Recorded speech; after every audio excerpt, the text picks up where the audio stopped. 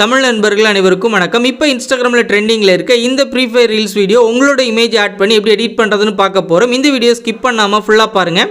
VN video editor அப்ளிகேஷனை open பண்ண பிறகு மேலே உள்ள இந்த ஸ்கேனர் ஆப்ஷனை கிளிக் பண்ணி இந்த கேலரி ஆப்ஷன் வந்து கிளிக் பண்ணி நீங்கள் டவுன்லோட் பண்ண ப்ரீசெட் இந்த மாதிரி QR கோடாக இருக்கும். அதை வந்து நீங்கள் செலக்ட் பண்ணிவிட்டு கீழே உள்ள யூஸ் டெம்ப்ளேட் அப்படின்றதை கிளிக் பண்ணி மேலே உள்ள ஃபோட்டோ அப்படின்றத கிளிக் பண்ணி உங்களோட ஃப்ரீ ஃபயர் ஐடி வந்து ஃபஸ்ட்டு செலக்ட் பண்ணிவிட்டு இங்கே ரீப்ளேஸ் அப்படின்றத கொடுத்துட்டு அடுத்ததாக உங்களோட இமேஜ் வந்து செலக்ட் பண்ணி நெக்ஸ்ட் அப்படின்ற ஆப்ஷன் வந்து கொடுத்துருங்க.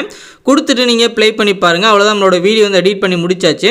இதில் சாங் இருக்காது, சாங்கை ஆட் பண்ணும். சாங்கோட லிங்க்கும் சேர்த்து தான் கொடுத்துருக்கேன். நீங்கள் சாங்கை வந்து டவுன்லோட் பண்ணிக்கிங்க.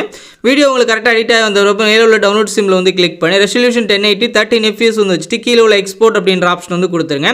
இது ஃபுல்லாக உங்களுக்கு எக்ஸ்போர்ட் ஆகி முடித்த பிறகு சாங்கை ஆட் பண்ணும்.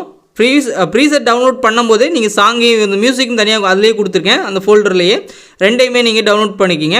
இப்போ நம்மளுக்கு வீடியோ ரெண்டராகி முடிஞ்சிருச்சு. மேலே உள்ள டன் அப்படின்ற ஆப்ஷன் வந்து கொடுத்துட்டு கீழே உள்ள ப்ளஸ் சிம்மில் வந்து கிளிக் பண்ணி நியூ ப்ராஜெக்ட் அப்படின்றத போய்ட்டு வீடியோ அப்படின்றத கிளிக் பண்ணி இப்போ நீங்கள் ரெடி பண்ண அந்த வீடியோ வந்து செலக்ட் பண்ணி கீழே உள்ள நெக்ஸ்ட் அப்படின்ற ஆப்ஷன் வந்து கொடுத்துட்டு இதில் மியூசிக் சிம்பிள் இருக்கும். இதை வந்து நீங்கள் கிளிக் பண்ணி மியூசிக் அப்படின்ற ஆப்ஷனை கிளிக் பண்ணி மை மியூசிக்கில் போய்ட்டு இப்போ நீங்கள் வச்சுருக்க அந்த மியூசிக் வந்து நீங்கள் செலக்ட் பண்ணுங்கள். இப்போ நான் கரெக்டாக அந்த மியூசிக் வந்து நான் செலக்ட் பண்ணிக்கிறேன்.